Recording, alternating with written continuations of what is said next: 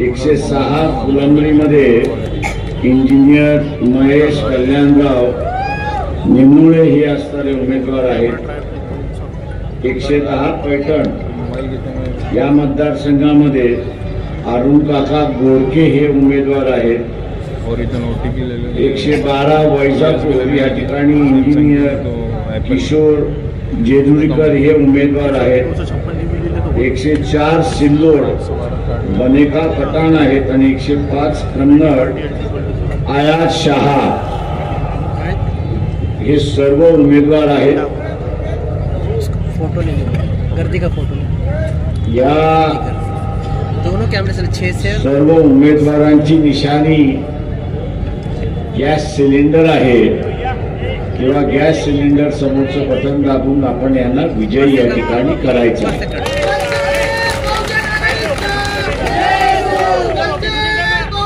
Doctor Babasaheb Ambedkar यांनी औरंगाबाद हे शिक्षणाचं माहेरघर व्हावं या दृष्टीने पूर्ण प्रयत्न केला। मिलिंद महाविद्यालय या ठिकाणी उभं केलं। एक और व्हाइट हेतू हा होता व्हाइट लिया की एकदा माणूस शिकला ते गुरखायला सुरुवात करतो। शिक्षण मिळालं की त्याला स्वतःचं बरं वाईट कळायला सुरुवात। आणि म्हणून बाबासाहेब म्हणत असत की शिक्षण हे वाघिणीचं दूध आहे आणि जो कोणी पिईल तो असणारा गुरखल्याशिवाय राहणार नाही अशी असणारी परिस्थिती आहे। पण आज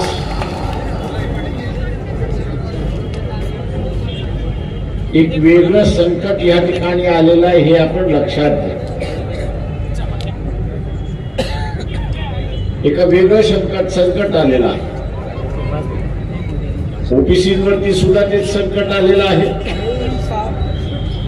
SC ST वरती सुद्धा तेच संकट आलेलं आहे।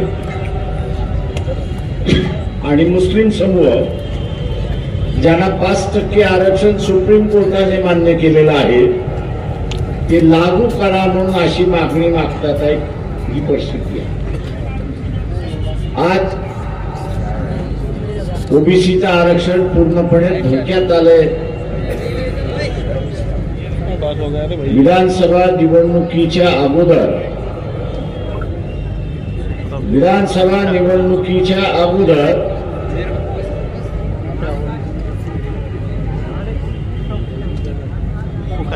विधानसभा निवडणुकीच्या अगोदर एक 7-8 दिवस सुप्रीम कोर्टाचा निर्णय आला।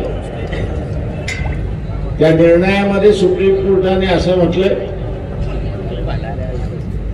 की ग्रामपंचायत असेल, पंचायत समिती असेल, जिल्हा परिषद असेल, नगरपालिका असेल, महानगरपालिका असेल, या ठिकाणी ओबीसीची जनसंख्या किती, ओबीसीची जनसंख्या किती ही माहित नाही। शासनाने आमच्या समोर ती काही सादर केली नाही। आम्ही शासनाला अनेक वेळा विचारलं पण शासनाकडून उत्तर मिळालं नाही। आणि म्हणून सरसकट 27% आरक्षण देणं हे कायद्याला धरून नाही। आणि म्हणून त्यांनी महाराष्ट्र शासनाला आदेश दिला की आपल्याला असणारा स्थानिक स्वराज्य संस्थेतल्या निवडणुका घ्यायच्या आहेत त्या आपण निश्चितपणे घ्या, पण घेत असताना ओबीसीना आरक्षण राहणार नाही हे आपण असणारा लक्षात ठेवा। म्हणजे ओबीसीचं आरक्षण त्यांनी स्थगिती केलंय।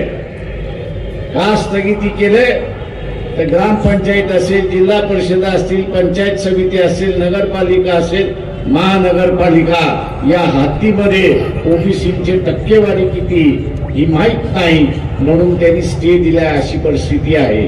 ती टक्केवारी मिळाली की त्या प्रमाणात आपल्याला सुरुवात करता येईल असं सुप्रीम कोर्ट म्हणतंय। मित्रो, अचानकपणे असताना जरांगे पाटील यांनी माघार घेतली। माघार का घेतली तर त्यांच्या हातामध्ये एक हत्यार आलं। काय हत्यार आलं हा सुप्रीम कोर्टाचा निर्णय एक हत्यार आला. उद्याची विधानसभा संपेल, नवीन सभागृह स्थापन होईल आणि नवीन सभागृह स्थापन झालं की त्या सभागृहामध्ये पुन्हा एक ठराव मांडला जाईल. हे आपण लक्षात घ्या. त्या ठरावाचा आशय हा आहे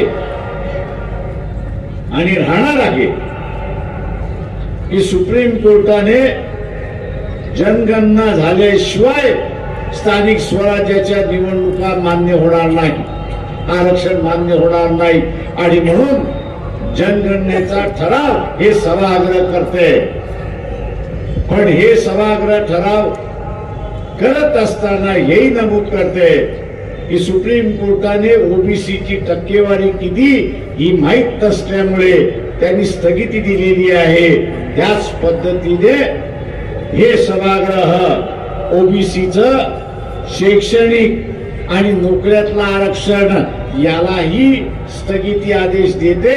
आकडेवारी आली, डेटा आला की मग आपण त्याला लागू करू अशी असताना करतो. मित्रो, ओबीसीचं आरक्षण संपवण्याची प्रक्रिया सुरुवात झाली. मी तमाम ओबीसीना आवाहन करतो की भर पावसामध्ये वंचित बहुजन आघाडीने आरक्षण धरून यात्रा काढली नसती तर अनेक गावं पेटली असती. अशी परिस्थिती, अनेक गावं पेटली, ओबीसींची घरं जळाली. 77-78 साली नामांतराच्या वेळेस काय झालं ते मी पाहिलेलं आहे, अनुभवलेलं आहे, बघितलेलं आहे. ते पुन्हा होऊ नये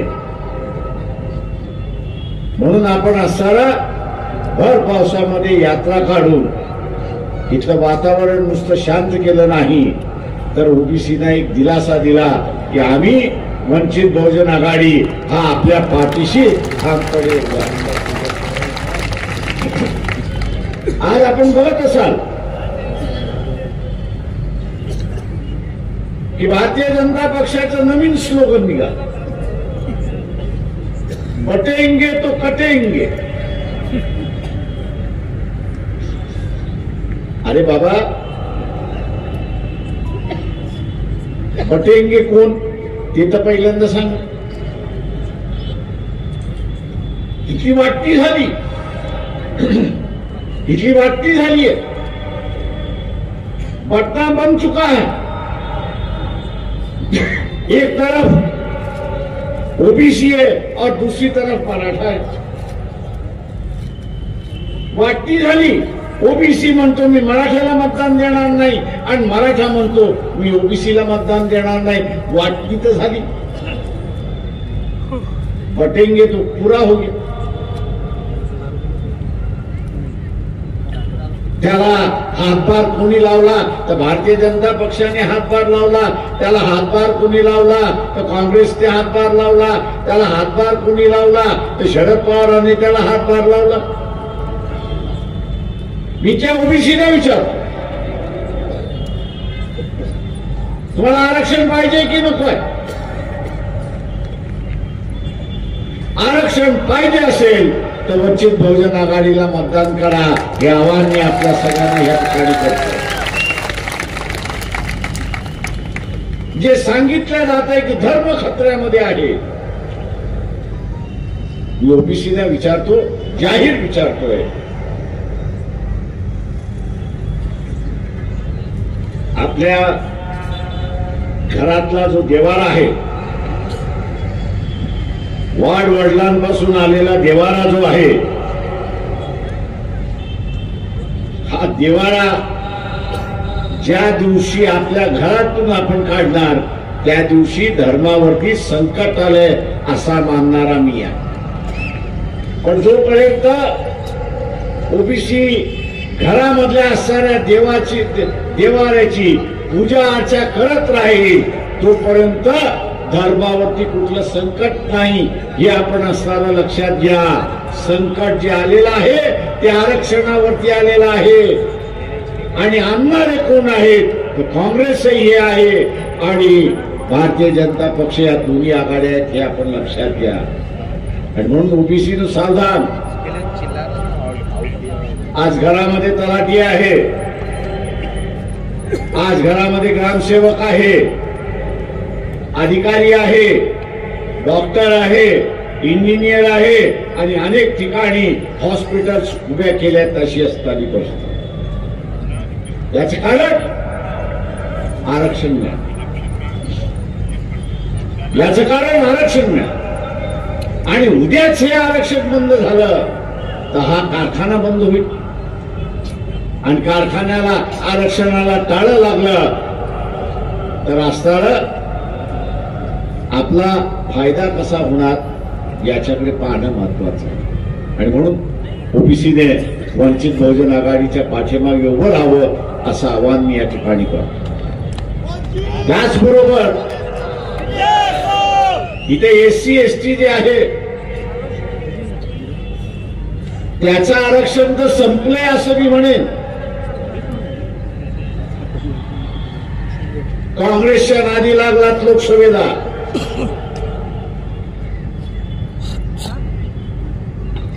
आणि सुप्रीम कोर्टाचा निर्णय आला.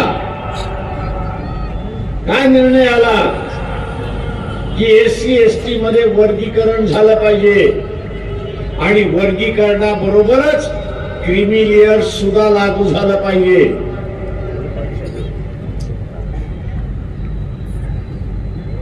ओबीसी मधला क्रीमी लेअर वेगळा आहे, एससी मधला क्रीमी लेअर वेगळा आहे, एससी आणि एसटी मधला क्रीमी लेअर वेगळा आहे. ओबीसीच्या क्रीमी लेअर मध्ये तुम्हाला जाताना 15 लाखाच्या उत्पन्नामध्ये 15 लाख उत्पन्नाच्या आतमध्ये असाल तर तुम्ही क्रीमी लेअर मध्ये जात नाही. परंतु एससी एसटी साठी सुप्रीम कोर्टाने क्रीमी लेअर ठरवत असताना त्यांनी वेगळा निकष लावला हे आपण लक्षात घ्या. तो निकष काय आहे? एका कुटुंबामध्ये एकाने आरक्षणाचा लाभ घेतला असेल, एकाने कुटुंबातल्या व्यक्तीने आरक्षणाचा लाभ घेतला असेल तर ते कुटुंब क्रीमी लेअर मध्ये येतं असं नमूद केलेलं आहे. क्रीमी लेअर मध्ये येतो असं नमूद केलेलं आहे. आणि म्हणून ज्यांनी फायदा घेतलाय, आरक्षणाचा लाभ घेतलाय, तो क्रीमी लेअर मध्ये गेलाय हे आपल्याला मान्य आहे का? पहिल्यांदा असताना मला ज्याला मान्य आहे त्याने हात वरती करावं, ज्याला मान्य नाही त्यांनी आता हात वरती करा. वेळ होत आलेला याची मला जाणीव आहे. मी आपल्या सगळ्यांना असताना आवाहन करतोय की आत्ताचा लढा हा आरक्षण वाचवण्याचा लढा आहे आणि आरक्षण वाचवायचं असेल तर आमदाराशिवाय वाचू शकणार नाही हे आपण लक्षात घ्या. त्याला आंदोलन करून, सेमिनार घेऊन हायकोर्टाचा सुप्रीम कोर्टाचा निर्णय हा रद्द करता येणार नाही. तो रद्द करायचा असेल तर लोकसभेला आणि विधानसभेलाच अधिकार आहे हे लक्षात घ्या. आणि उद्या हा अधिकार वापरायचा असेल तर आमदार असल्याशिवाय वापरता येणार नाही. आणि म्हणून इथल्या फुले शाहू आंबेडकरी मतदाराने, ओबीसीच्या मतदाराने गॅस सिलेंडरचं बटन दाबून आपण या सगळ्या उमेदवारांना प्रचंड मताने विजयी करा हे आवाहन करतो आणि आपली रजा घेतो. जय भीम, जय भारत.